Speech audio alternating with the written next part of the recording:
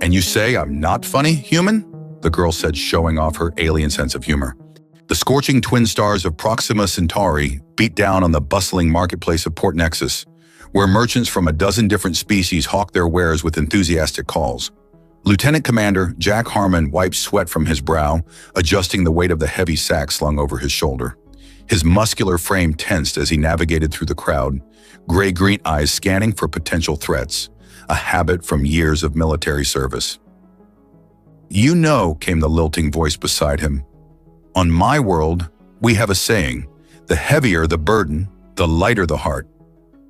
Jack glanced sideways at his companion. Vera Tapari stood barely reaching his shoulder, her lavender skin shimmering under the alien suns. Her silvery lilac hair cascaded down her back, and those unnervingly large violet eyes stared up at him with what he could only describe as mischievous innocence. "That makes absolutely no sense," Jack grunted, shifting the sack again. "And if your people believe that, why aren't you carrying this?" Vera's mouth curved into a smile that revealed teeth just a shade too white, too perfect. "Because I'm observing your heart getting lighter, of course." Jack rolled his eyes. 3 days ago, he'd been commanding a tactical unit on the UNSC Dauntless. Now he was playing pack mule for an alien diplomat's daughter on a cultural exchange mission that felt suspiciously like babysitting. "Remind me again why we're hauling mystery cargo through the most dangerous district in Port Nexus?" Jack asked, narrowly avoiding collision with a hulking Dravari merchant. "Father says these components are essential for the negotiations with your people," Vera replied, her form-fitting gray suit catching the eye of several passers-by. "And you're here because humans insisted on security protocols." "Right, security," Jack snorted, "not a glorified baggage handler." They turned down a narrower alley, the crowds thinning. The buildings here pressed closer together, creating shadows that offered relief from the heat but amplified Jack's unease. "You humans are so serious all the time," Vera observed, skipping a few steps ahead before turning to walk backward, facing him. "Is it true what they say? That humor is exclusively a human trait?" Jack raised an eyebrow. "What? No, that's ridiculous." "Then why do you never laugh at my jokes?" she challenged, her head tilting at an angle that reminded Jack she wasn't human, despite her humanoid appearance. "Because they're not funny," he replied flatly. Vera gasped in mock offense. "Not funny? I'll have you know I graduated top of my class in interspecies humor studies. That's not a real thing. It absolutely is. Listen." She cleared her throat dramatically. "Why did the human cross the asteroid belt?" Jack sighed. "I don't know. Why?" "To get to the other tide." Vera burst into a fit of giggles that sounded like wind chimes in a storm. Jack stared at her blankly.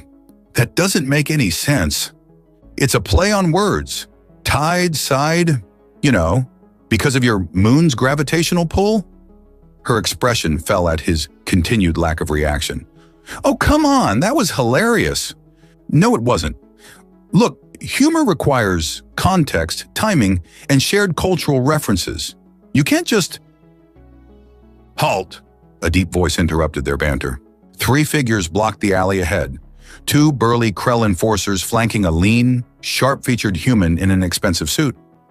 "Well, well," the human said, his accent placing him from one of the outer colonies. "What do we have here? A UNSC officer and a Tapari carrying what I suspect are very valuable goods through my territory." Jack slowly lowered the sack to the ground, his muscles tensing for action. "Your territory?" "Last I checked, Port Nexus was under Galactic Concord jurisdiction." The man laughed. "On paper, perhaps. I'm Mercer. I run this district, and you're carrying something that interests me greatly." Vera stepped forward, her earlier playfulness vanishing. "These are diplomatic materials protected under Section 7 of the Concord Treaty." "Is that so?" Mercer's smile didn't reach his eyes. "Then you won't mind if my associates verify that claim." The Krell enforcers moved forward, their reptilian features impassive as they reached for the sack. Jack's hand drifted toward his sidearm. "Touch that bag and this gets ugly fast." "And you say I'm not funny, human male?" Vera suddenly interjected, her voice louder than necessary. All eyes turned to her in confusion. "What?" Jack asked, momentarily distracted. Vera winked at him before addressing Mercer. I was just explaining to my companion how humor works across species. For instance, do you know what happens when a human, two Krell and a crime boss walk into an ambush? On cue, the distinct whine of energy weapons powering up echoed from the rooftops above them. Neither do I, Vera continued cheerfully, but I think we're about to find out. The standoff lasted precisely 3 seconds before chaos erupted. Energy bolts rained down from above, scorching the ground around Mercer and his Krell enforcers. Jack reacted instantly, grabbing both Vera and the sack before diving behind a nearby waste disposal unit. Friends of yours, he shouted over the cacophony of weapons fire. Vera's expression had shifted from playful to deadly serious. Absolutely not. I was bluffing. You were. Jack's incredulous response was cut short as one of the Krell enforcers crashed into their cover, its scaled hide smoking from multiple hits. This is not how I expected my day to go, the crime boss Mercer growled, suddenly appearing beside them, his expensive suit now torn and singed. Blood trickled from a cut above his eye. Jack trained his sidearm on Mercer's chest. Give me one reason not to hand you over to whoever's shooting at us. Because they're shooting at you too, genius, Mercer snapped. Those are Varaxian mercenaries. They don't care about jurisdiction or diplomatic immunity. A barrage of fire peppered their position, forcing them all lower. Varaxians! Vera's violet eyes widened. They're banned from conquered space. Welcome to the real Port Nexus, Princess, Mercer said with a bitter laugh. Now I suggest a temporary alliance if we want to live through the next 5 minutes. Jack assessed their options rapidly. 8 armed figures were converging on their position from multiple angles. The alley offered limited cover and no clear escape route. Fine, Jack decided, but this doesn't make us friends. Mercer grinned, revealing a gold tooth. Wouldn't dream of it, Commander. The conscious Krell enforcer had regained its composure and now crouched beside Mercer, its reptilian eyes blinking horizontally as it assessed the threat. Sark, create a diversion, Mercer ordered. We'll head for the maintenance tunnels. The Krell nodded once before pulling what looked like a small metal egg from its utility belt. With surprising grace for its bulky frame, Sark hurled the device over their cover. The resulting explosion wasn't particularly destructive, but the brilliant flash and deafening bang momentarily disoriented their attackers. Move! Jack shouted, hoisting the sack over his shoulder while keeping his weapon ready. They sprinted down the alley, Mercer leading the way with Sark covering their rear. Vera kept pace effortlessly beside Jack, her movements fluid and precise, nothing like her earlier skipping demeanor. Left here! Mercer called, ducking into an even narrower passage between buildings. The passage ended at what appeared to be a solid wall, but Mercer pressed his palm against a specific brick, revealing a hidden scanner. The wall slid open, revealing a dimly lit tunnel. Maintenance access, he explained as they rushed inside. Port Nexus is built on top of the original colony structures. These tunnels run throughout the entire district. The wall sealed behind them just as the sounds of pursuit reached the alley. They continued at a brisk pace through the tunnel, the only illumination coming from strips of emergency lighting along the floor. The air was stale but breathable. So, Mercer said after they'd put considerable distance between themselves and their pursuers, what's in the bag that's worth sending Varaxian death squads after? Diplomatic materials, Jack and Vera answered simultaneously. Mercer snorted. Right, and I'm the Emperor of Mars. Believe what you want, Jack replied, but our arrangement ends once we're safely away from those mercenaries. They reached a junction where the tunnel split in 3 directions. Mercer paused, considering their options. Why help us at all? Vera suddenly asked. You were about to rob us. Mercer turned to her with a calculating expression. Let's call it enlightened self-interest. Varaxians don't leave witnesses, and I've worked too hard establishing my operation here to end up as a smear on an alley wall. How noble, Jack muttered. Besides, Mercer continued, ignoring Jack's comment, I recognize quality merchandise when I see it. Whatever you're carrying is worth more intact and delivered than stolen and fenced. Vera studied the crime boss with newfound interest. You're more perceptive than you appear, human. And you're not just a diplomat's airheaded daughter, are you? Mercer countered. Before Vira could respond, the tunnel shook with a distant explosion. Dust and small debris rained down from the ceiling. "They're in the tunnel system," Sark growled, the first words the Krell had spoken. "How?" Jack demanded. "These access points are hidden, right?" Mercer's expression darkened. "They are, which means either they got extremely lucky or someone told them exactly where to look," Vera finished. The four exchanged wary glances, the fragile alliance suddenly strained by suspicion. "This way," Mercer decided, pointing to the rightmost tunnel. "There's a safe house 2 levels up where we can regroup." As they moved forward, Jack noticed Vira watching Mercer with an unreadable expression. Gone was the playful alien girl trying to make jokes. In her place was someone calculating and alert. He wondered just how much of her earlier behavior had been an act. "So," Vera said casually as they hurried through the tunnel, "a human, a Tapari, and 2 Krell walk into a maintenance tunnel?" Jack glanced at her in disbelief. "Really? Now?" "What?" She blinked innocently. "I'm just saying, it sounds like the setup for a joke. I'm still trying to prove aliens can be funny." "Lady," Mercer called back, "if we survive this, I'll personally certify your comedy credentials." For the first time since they'd met, Jack found himself fighting back a smile at Vera's antics. There was something almost endearing about her persistence. "See?" Vera nudged Jack with her elbow. "He gets it." "He's a criminal," Jack pointed out. "Yes, but a criminal with a sense of humor," she replied brightly. "That's progress."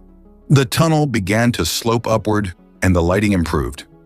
They passed several sealed doors before Mercer stopped at one that looked identical to the others. He placed his palm on another scanner, and the door slid open to reveal a surprisingly well-appointed room. "Welcome to my humble hideaway," Mercer announced as they entered. "We should be safe here, at least temporarily." Mercer's safe house was surprisingly comfortable, a stark contrast to the grimy tunnels they'd traversed. Sleek furniture, advanced tech interfaces, and even a small kitchenette occupied the space. Jack placed the mysterious sack on a central table with a relieved grunt. "First things first," Mercer announced, activating a security console. "We need to figure out how those Vraxian bastards tracked us." Jack's military instincts kicked in. "Check the bag." Vera looked alarmed. "We can't open diplomatic materials." "We can if they're going to get us killed," Jack countered, already untying the sack. Inside, nestled among protective padding, lay what appeared to be a metallic sphere about the size of a human fist. Its surface gleamed with an iridescent sheen that reminded Jack of Vera's skin, shifting colors that seemed to move beneath the surface. "That," Mercer breathed, "is not diplomatic materials."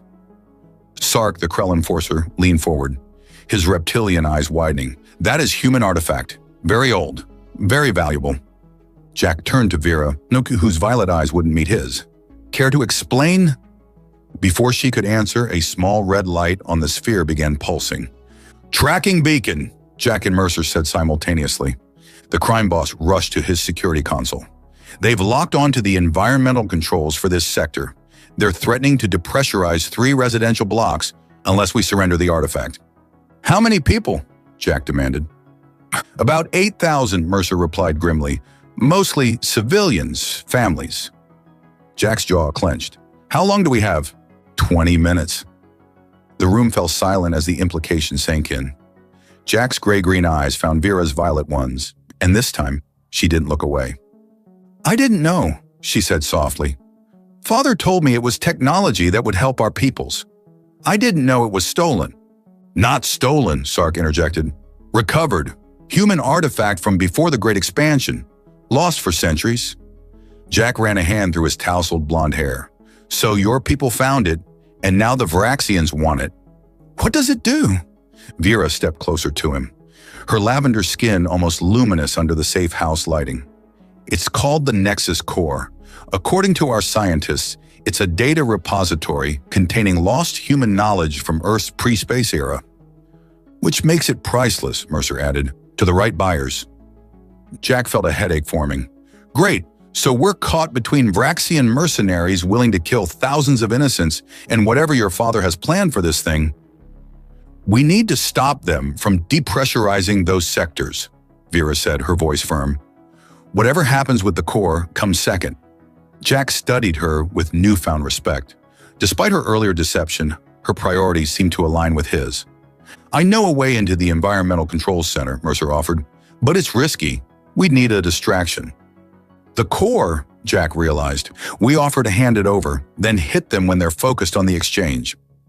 Vera moved closer to Jack, her form-fitting gray suit brushing against his arm.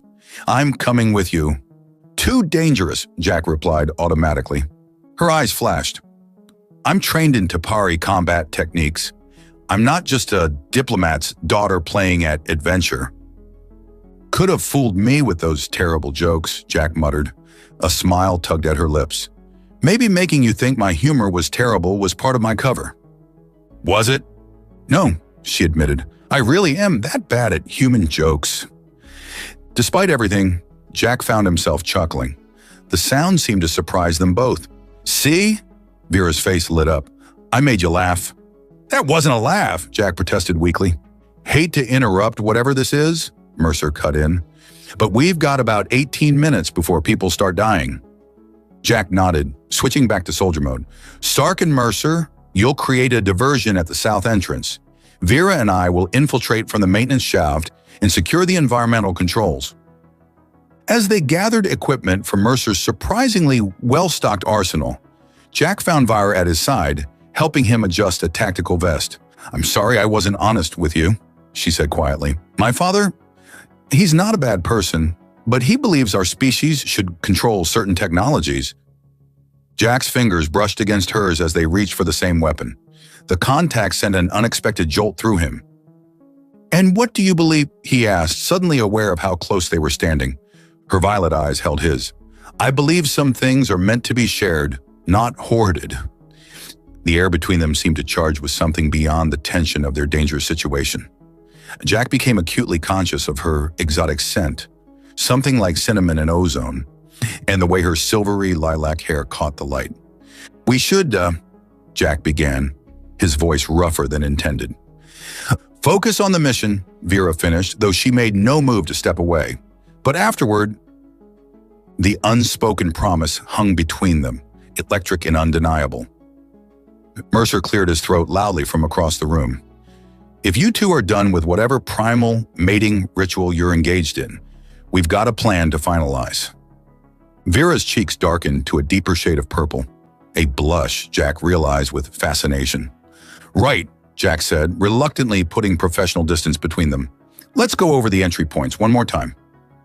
As they huddled around Mercer's holographic display of the Environmental Control Center, Jack couldn't help but notice how Vera's shoulder pressed against his, or how her fingers occasionally brushed his arm. Each contact seemed deliberate yet casual, sending sparks of awareness through his body. Whatever was developing between them would have to wait. Right now, thousands of lives hung in the balance, threatened by alien mercenaries who would stop at nothing to acquire a piece of humanity's lost history. And Jack would be damned if he'd let them succeed. The Environmental Control Center of Port Nexus resembled the nerve center of a military vessel, all gleaming interfaces and pulsing holographic displays. Jack and Vera had infiltrated through the maintenance shaft exactly as planned, encountering minimal resistance thanks to Mercer and Sark's diversion. Security systems disabled, Vera whispered, her fingers dancing across an alien interface with surprising expertise. We have 13 minutes before life support fails in the residential sectors. Jack nodded, securing the door behind them. Can you override their commands? Working on it. Her violet eyes narrowed in concentration, reflecting the blue glow of the console. Their encryption is sophisticated, definitely not standard Vraxian protocols. Jack kept his weapon ready, scanning for threats while Vera worked. The Nexus core sat heavily in his tactical vest pocket, its weight a constant reminder of what was at stake. Jack, Vera called softly, come look at this. He moved to her side, close enough to feel the warmth radiating from her lavender skin. On the screen before them was a data packet, intercepted communications between the Vraxian mercenaries and their employer. That's a Tapari diplomatic signature, Vera said, her voice tight with anger. My father's personal encryption key. Jack's jaw clenched. Your father hired Vraxian mercenaries willing to kill thousands of civilians? No, She shook her head vehemently. He wouldn't, but someone with access to his codes might. Her fingers flew across the interface again. There's more. They're not just after the core. They want its contents decrypted. As if responding to their conversation, the core in Jack's pocket began to warm. He pulled it out, surprised to see it glowing with increasing intensity. That's not supposed to happen, Vera breathed, reaching for it. When their hands touched the artifact simultaneously, a pulse of energy surged through the room. The core's surface shifted, revealing intricate patterns that reminded Jack of DNA helices. Suddenly, information flooded Jack's mind. Not as data or text, but as pure understanding. He gasped, staggering back against the console. "Jack!" Vera steadied him, her touch sending another kind of electricity through his system. "What happened?" "It's not just historical data," he managed, his voice rough with awe. "The core contains genetic information, the key to unlocking human potential that was engineered out of us millennia ago." Vera's eyes widened. "What kind of potential?" "Accelerated healing, enhanced strength, extended lifespan." Jack shook his head, trying to process the flood of information. "Our ancestors were more than what we are now. Someone deliberately limited us. That would shift the balance of power throughout the Concord," Vera whispered. "If humans could access their full genetic potential, we'd be nearly unstoppable," Jack finished. "No wonder your father wants it." The console behind them chimed urgently. "Environmental controls secured," Vera announced after checking the display. "The residential sectors are safe." Jack's relief was short-lived as the facility's alarms began blaring. "Multiple ships docking at the main hub," Vera reported, accessing the security feeds. "Tapari diplomatic vessels, and my father is leading the delegation." Jack's tactical mind raced through their options. "How long until they reach us?" "Minutes, at most." Her violet eyes met his, filled with conflict. "Jack, I can't let him have this. Not now that we know what it contains." The intensity between them built as they stood facing each other, the core glowing between them. In that moment, something fundamental shifted in their relationship. "I trust you," Jack said simply. Vera's breath caught. For her species, such a declaration carried weight beyond what humans typically assign to those words. Trust was sacred to the Tapari, more intimate than any physical act. "Jack," she whispered, stepping closer until barely a breath separated them. "In my culture, what you just said." "I know," he replied, surprising her. The core shared some cultural knowledge too. Her lavender skin flushed darker as she realized the implications. "Then you understand what I'm offering when I say I trust you too?" The air between them seemed to vibrate with tension, not from danger, but from desire. Jack's hand rose to trace the curve of her cheek, marveling at the silken texture of her skin. "I understand," he murmured. Their lips met in a kiss that transcended species. Tentative at first, then growing in intensity as they discovered each other. Her mouth tasted faintly of spice and sweetness, alien yet perfect. Jack's arms encircled her waist, drawing her against his muscular frame as her fingers tangled in his tousled blonde hair. When they finally parted, both breathing heavily, Vera's eyes shimmered with emotion. "That was," she began. "Better than your jokes," Jack finished with a grin. She laughed, a genuine, musical sound that made his heart race. "I'll have you know that on my world, that would be considered the height of romance." "What would?" "The kiss or the joke about your jokes?" "Both," she admitted, her fingers tracing patterns on his chest through his tactical vest. Tapari believe humor and passion are interconnected. The greater the laughter, the deeper the bond. Jack raised an eyebrow. "Then we might be in trouble because your jokes are terrible." "Or," she countered, pressing herself against him suggestively, "perhaps I've been holding back my best material." The facility shuddered as docking clamps engaged somewhere above them. "We need to move," Jack said reluctantly, forcing himself to focus on their situation.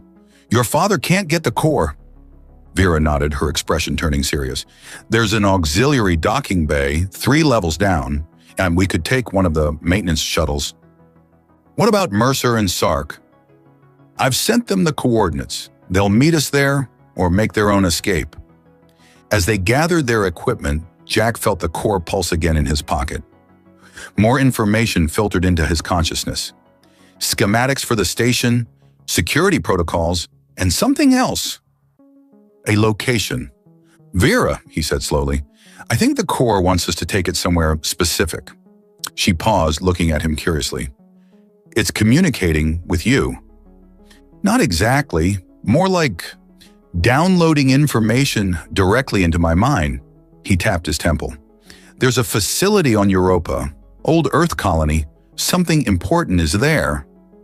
Then that's where we'll go, she decided without hesitation, after we deal with my father. The way she said it, with complete confidence in their partnership, sent a wave of warmth through Jack that had nothing to do with the core's energy. Ready? He asked, offering his hand. She took it, interlacing her fingers with his. Ready, Jack.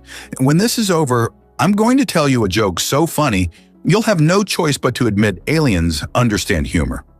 I look forward to being proven wrong, he replied with a smile that was just for her.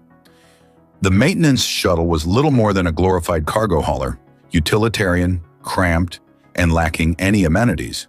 But to Jack and Vira, racing away from Port Nexus with alarms blaring behind them, it might as well have been a luxury cruiser.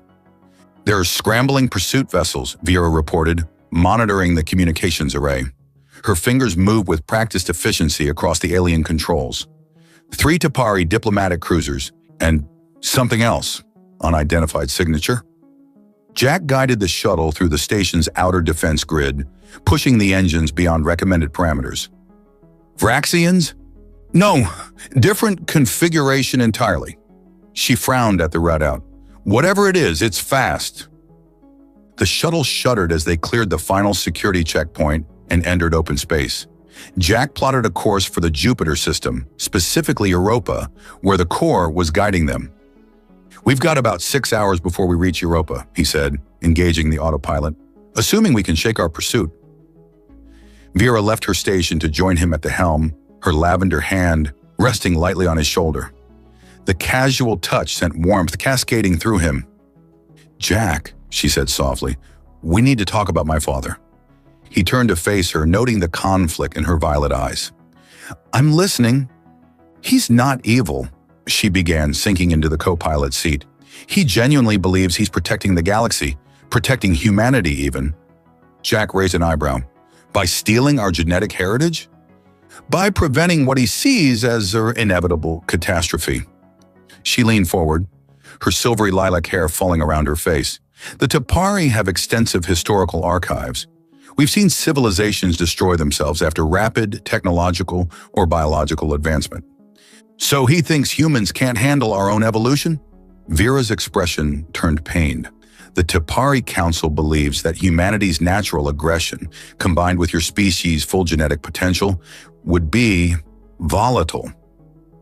Jack felt the core pulse warmly in his pocket, almost as if responding to their conversation. And what do you believe? Her eyes met his, unwavering. I believe choice matters. I believe humanity deserves to decide its own fate. Something shifted between them in that moment, a deepening of the connection that had been building since their first meeting. Jack reached out, taking her hand in his. Thank you, he said simply. The shuttle's proximity alert interrupted the moment, blaring a warning that cut through the intimate atmosphere. They're gaining on us, Vera confirmed, reluctantly returning to her station. The unidentified vessel is moving at impossible speeds. Jack checked their weapon systems, minimal at best. This shuttle was designed for maintenance runs, not combat or high-speed pursuits. We need somewhere to hide, he muttered, scanning the stellar charts. The asteroid belt? Too predictable, Vera countered. Wait, what about the Jovian shipyards? They're automated, minimal security. We could lose ourselves among the construction platforms. Jack nodded, adjusting their course. Good thinking. As they approached the massive orbital shipyards that circled Jupiter like a metallic halo, Jack maneuvered the shuttle into the labyrinth of half-constructed vessels and maintenance drones. The pursuing ship slowed, clearly hesitant to follow them into the tight spaces between the platforms. That should buy us some time, Jack said, powering down non-essential systems to minimize their signature. But they'll establish a perimeter. We're not out of this yet. Vera moved to stand behind him, her hands coming to rest on his shoulders. The tension in his muscles began to ease under her touch. You're very good at this, she observed. Escaping, I mean. Jack chuckled. Part of UNSC training, though usually I'm the one doing the pursuing. Her fingers began working small circles against his neck, finding knots of stress he hadn't realized were there. In Tapari culture, touch is considered a form of communication. Did you know that? The Corps shared some information, Jack admitted, his voice growing husky as her hands continued their ministrations. But I think I might need a more hands-on lesson. Vera laughed softly, the sound sending pleasant shivers down his spine. That was almost funny, Commander Harmon. You're learning. He turned his chair to face her, pulling her gently onto his lap. Her weight felt right, perfect against him. I had a good teacher. Their lips met again, this time with greater urgency. The earlier kiss had been a discovery. This was an exploration. Jack's hands traced the curves of her body through the form-fitting gray suit, while her fingers tangled in his hair, pulling him closer. When they finally parted, both breathing heavily, Vera's eyes had darkened to a deeper violet. In my culture, she whispered against his lips, this would be the moment where I'd tell you a joke. Jack blinked in surprise. Seriously? She nodded solemnly, though her eyes danced with mischief. Tapari believed that laughter opens the soul to deeper connection. The more intimate the moment, the more important the humor. All right, Jack said, his hands settling on her hips. Let's hear it. Vera took a deep breath, her expression turning serious. What did the human commander say to the Tapari girl after their first kiss? Jack played along. I don't know. What? That was out of this world. She delivered the punchline with such earnest expectation that Jack couldn't help himself. He burst out laughing. Her face lit up with delight. You laughed. You actually laughed. Not because it was funny, he clarified, still chuckling. Because it was so terrible. Doesn't matter, she declared triumphantly. Laughter is laughter. I win. Jack pulled her closer, his gray-green eyes meeting her violet ones. Yes, you do. The moment stretched between them, charged with possibility.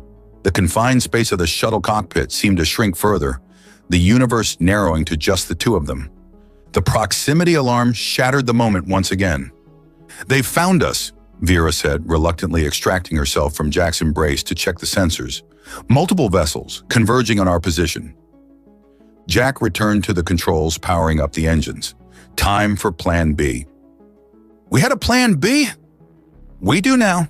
He guided the shuttle deeper into the shipyard toward a massive superstructure that appeared to be a nearly completed battlecruiser. We're going to borrow something with a bit more firepower. Vera's eyes widened as she realized his intention. You want to steal an unfinished military vessel? Not steal, Jack corrected with a grin. Requisition, I am UNSC after all. As they approached the battle cruiser, the core in Jack's pocket pulsed more insistently, almost as if approving of his audacious plan. Hold on, he warned, accelerating toward what appeared to be a maintenance bay. This might get interesting. The unfinished battle cruiser, designated UNSC Prometheus, responded to Jack's override codes with surprising readiness. As emergency lighting bathed the bridge in a soft amber glow, Jack couldn't help but feel a surge of pride. This vessel, though incomplete, represented humanity's ingenuity and determination. I can't believe that worked, Vera marveled, examining the sophisticated control systems. Your UNSC clearance shouldn't have access to a prototype vessel. Jack frowned, equally puzzled. It shouldn't, unless he pulled the Nexus core from his pocket. The artifact pulsed with steady light, almost like a heartbeat. As he held it near the command console, the ship's systems fully activated, holographic displays springing to life throughout the bridge. The ship recognizes the core, Vera whispered in awe. More than recognizes it, Jack replied, watching as the vessel's schematics appeared before them. The Prometheus was designed to be powered by this technology. Look at the integration points. They're perfectly matched to the core's energy signature. Vera's violet eyes widened. Someone knew about the core's existence. They've been preparing. Before Jack could respond, The tactical display flashed a warning. Multiple vessels on approach. We need to move. Despite being incomplete, the Prometheus handled beautifully. Jack guided the massive vessel out of the shipyard, its powerful engines coming online with a deep, satisfying hum. The pursuing Tapari ships immediately altered course to intercept. "They're hailing us," Vera announced, her voice tight with tension. Jack nodded. "Put it through." The view screen flickered, revealing the stern face of an older Tapari male. The family resemblance was unmistakable, the same violet eyes as Vera, though lacking her warmth. "Father," Vera acknowledged, her posture straightening. "Daughter?" High Counselor Taran Tapari replied coolly. "You disappoint me greatly." "The feeling is mutual," she shot back. "Hiring Varaxian mercenaries, threatening innocent civilians. That's not the father I know." Taran's expression remained impassive. "Extreme circumstances require extreme measures. The core cannot be allowed to reach Europa." Jack stepped forward, placing himself beside Vera. "Why?" "Because humans might reclaim what was taken from us." "Because you don't understand the consequences," Taran snapped. "Your species was limited for a reason, Commander Harmon. The genetic modifications contained in the core were not a natural evolution. They were weapons, created during your last war." Jack felt the core pulse against his chest, almost in protest. "That's not what the core has shown me." "Of course it hasn't," Taran replied. "It was programmed to seek out compatible hosts and restore the modifications. It doesn't care about the devastation that followed." Vera placed her hand on Jack's arm. "Father, if what you say is true, why not share this information? Why steal the core in secret?" "Politics," Taran said bitterly. "Your Earth government knows the truth. They've always known. But they want the power for themselves, for their military, their elite. They would create a two-tiered human society, the enhanced and the ordinary." Jack's mind raced. Could the counselor be telling the truth? The core had shown him humanity's potential, but not the history behind it. "We're approaching Europa," Vera reported quietly. On the view screen, Taran's expression hardened. "I've stationed our diplomatic fleet in orbit around Europa. You will not reach the surface." "Father!" "This isn't personal, Vera. It's about protecting the galaxy, including humanity, from repeating a catastrophic mistake." The transmission cut abruptly, leaving them in tense silence. "Do you believe him?" Jack asked, turning to Vera. Her lavender features were troubled. "My father doesn't lie, but he may not have the complete truth either." The tactical display updated, showing the Tapari blockade around Europa and something else. "What's that?" Jack pointed to an unidentified signature moving rapidly toward them from the moon's surface. Before Vera could answer, the Prometheus shuddered as something interfaced with his systems. The holographic displays flickered, then stabilized, showing a new message. "Guardian protocol activated. Nexus core detected. Proceed to coordinates." The ship from Port Nexus, Vera realized. It wasn't pursuing us, it was guiding us. The unidentified vessel appeared on their view screen, sleek, elegant, with lines that suggested both incredible age and advanced technology beyond anything Jack had seen. "It's beautiful," Vera breathed. Jack felt the core grow warmer against his chest. "It's human," he said with certainty. "Ancient human." The Guardian vessel moved into position beside them, creating a corridor through the Tapari blockade. Weapons were trained on both ships, but no one fired. "They won't risk hitting the Guardian," Vera explained. "Its technology is revered among most species." Jack set course for the coordinates provided, guiding the Prometheus through the blockade. Taran's flagship moved to intercept, but maintained a respectful distance from the Guardian. As they entered Europa's atmosphere, Jack felt a moment of calm certainty. Whatever awaited them on the surface, whatever truth about humanity's past, he was meant to discover it. Vera moved to stand beside him, her hand finding his. "Whatever happens," she said softly, "I'm glad I met you, Jack Harmon." He turned to her, taking in her exotic beauty and the strength behind her violet eyes. In the short time they'd known each other, she'd shifted from an irritating companion to something he'd never expected to find, especially not with someone from another species. "Even though my sense of humor is terrible," he asked with a smile. Especially because of that, she replied, her lips curving upward. It gave me the perfect opportunity to prove you wrong. Jack pulled her close, their foreheads touching in an intimate gesture. You've proven me wrong about a lot of things. Their lips met in a kiss that felt like a promise. Of what, Jack wasn't certain yet. But as the Prometheus descended toward Europa's icy surface, guided by the ancient guardian, he knew that whatever future awaited humanity, he wanted Vera to be part of his. The ship's sensors indicated a massive structure beneath the ice, hidden from detection by technology far beyond current understanding. The core pulsed more insistently now, almost eager. We're here, Jack said, as they broke apart, both breathless. Vera's eyes sparkled with a mixture of excitement and apprehension. Ready to discover humanity's true legacy? Jack nodded, the weight of the moment settling on his shoulders. Ready or not, it's time to learn who we really are. The facility beneath Europa's icy crust defied expectation. Instead of the cold, sterile laboratory Jack had anticipated, they entered a vast chamber that resembled a living forest. Bioluminescent plants provided gentle illumination, while streams of clear water flowed through carefully designed channels. The air was fresh and carried the scent of earth and growing things. It's beautiful, Vera whispered, her violet eyes wide with wonder. Jack nodded, equally amazed. The Nexus core pulsed warmly in his hand, guiding them deeper into the hidden sanctuary. Behind them, a small contingent followed, Terran T'Pari with 2 T'Pari guards, and Mercer and Sark, who had somehow managed to rendezvous with them during the descent. This doesn't look like a weapons facility, Jack observed, pointedly glancing at Terran. The T'Pari counselor's expression remained guarded. Appearances can be deceiving, Commander. As they approached the center of the chamber, the vegetation parted to reveal a circular platform. In its center stood a holographic interface unlike any Jack had seen before, organic and fluid in design. The moment Jack stepped onto the platform with the core, the holographic interface activated. A figure materialized before them, a human woman with features that suggested mixed heritage from Earth's various regions. Her clothing was simple but elegant, and her eyes held wisdom that transcended time. Welcome, inheritors, the figure greeted them. I am Archivist Eliana, custodian of humanity's legacy. Jack felt a surge of pride at the dignified presence of this ancient human. I'm Lieutenant Commander Jack Harmon, United Nations Space Command. The archivist smiled. I know who you are, Jack Harmon. The Nexus Corps has been monitoring you since first contact. You have been tested, and you have proven worthy. Tested? Jack echoed. The Corps is more than a repository of genetic information, Eliana explained.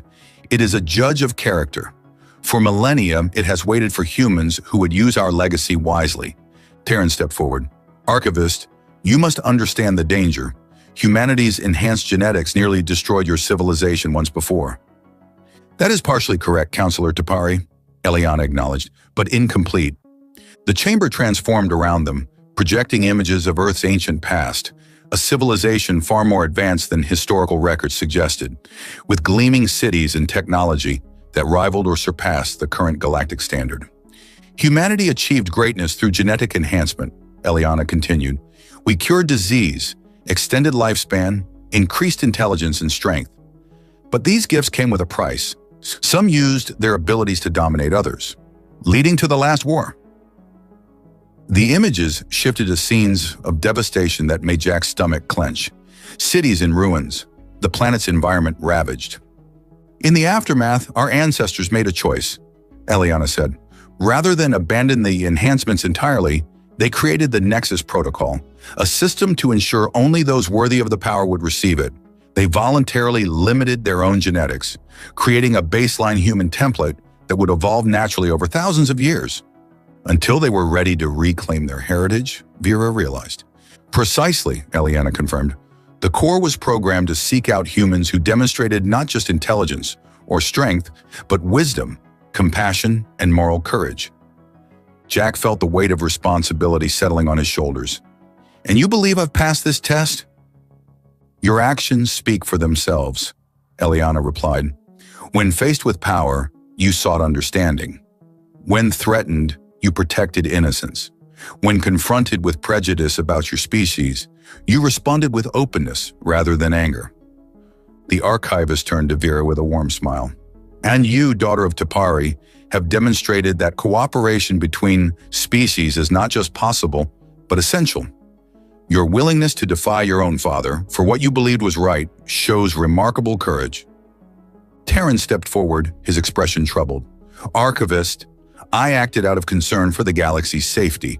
If humanity reclaims these enhancements without proper safeguards, your concerns are valid, counselor. Eliana interrupted gently, which is why the Nexus Protocol includes those safeguards. The enhancements will not be distributed indiscriminately. Each human must be individually evaluated by the Core, just as Jack was. A meritocracy, Jack murmured. A responsibility, Eliana corrected. The Core doesn't just evaluate worthiness. It ensures the enhanced retain their humanity. Empathy, compassion, the capacity for joy and humor. These are as important as intelligence or strength. At the mention of humor, Jack glanced at Vera, who was trying and failing to suppress a smile. Something funny? He asked. Just thinking about how our journey started, she replied, with me trying to convince you aliens could understand humor. And now we learn that humor is one of humanity's most important traits, Jack acknowledged with a grin. I suppose I owe you an apology. I'll accept payment in the form of admitting I'm hilarious, she countered, her violet eyes sparkling. Jack laughed, pulling her close. You're many things, Vera Tapari. Brave, brilliant, beautiful. He paused dramatically. Hilarious isn't one of them. Instead of being offended, she beamed at him. You laughed, though. That's what matters. Terran watched their exchange with newfound understanding. Perhaps I have underestimated humanity's capacity for growth, he admitted, and my daughter's judgment. The archivist nodded approvingly. The path forward requires cooperation. Humanity will reclaim its potential gradually, with oversight from both human and non-human representatives. She turned to Jack, her expression solemn. Lieutenant Commander Harmon, are you prepared to serve as the first Nexus ambassador, bridging humanity's past and future? Jack looked at Vira, drawing strength from her presence. In the short time they'd known each other, they'd gone from reluctant companions to something much deeper. Their night aboard the Prometheus, after escaping Port Nexus, had been a revelation. Their bodies finding harmony despite their different biologies, their connection transcending species barriers through shared vulnerability and trust. I am, he answered firmly, with one condition, that the Tapari provide a diplomatic liaison of equal standing. Terran raised an eyebrow, immediately understanding Jack's intention. My daughter, I presume. Who better, Jack replied. She's already proven she understands humans better than most Tapari. Vera's fingers intertwined with his. I accept the position, she said, her voice steady despite the emotion in her eyes. Though I should warn the committee that the ambassador and I have developed a rather personal relationship. All the better, Eliana said with a knowing smile. The union between species demonstrates exactly the kind of cooperation the Nexus Protocol was designed to foster. The core in Jack's hand pulsed one final time before floating upward, expanding into a network of light that spread throughout the chamber. Interface points materialized around the platform, the beginning of the infrastructure needed to evaluate and enhance worthy humans. It is done, Eliana announced. The Nexus Protocol is activated. Humanity's journey to reclaim its full potential has begun. Terran approached Jack, offering his hand in the human gesture of agreement. It seems I misjudged you, Commander Harmon. Perhaps humor isn't the only human trait worth understanding. Jack accepted the handshake. And perhaps Tapari caution isn't such a bad trait to balance human enthusiasm. As the group prepared to return to the surface to announce the historic agreement, Jack pulled Vera aside for a moment of privacy. So, he said, his gray-green eyes meeting her violet ones. Ambassador to humanity, ready for a lifetime of explaining our bizarre customs? Vera's lavender fingers traced the line of his jaw. Only if you're ready for a lifetime of terrible alien jokes. I think I can manage, Jack replied, drawing her close. Though I should warn you, I still don't think you're funny. Her musical laughter filled the chamber. And you say I'm not funny, human male? She teased, echoing their first real conversation. This time, Jack didn't fight his smile. Maybe not funny, he conceded, pressing his forehead to hers in the intimate gesture they'd come to share, but definitely perfect. As they sealed their agreement with a kiss, Jack reflected on the strange journey that had brought them together, from carrying mysterious cargo through an alien marketplace to unlocking humanity's true potential. Whatever challenges awaited them as humanity reclaimed its heritage, they would face them together, one bad joke at a time.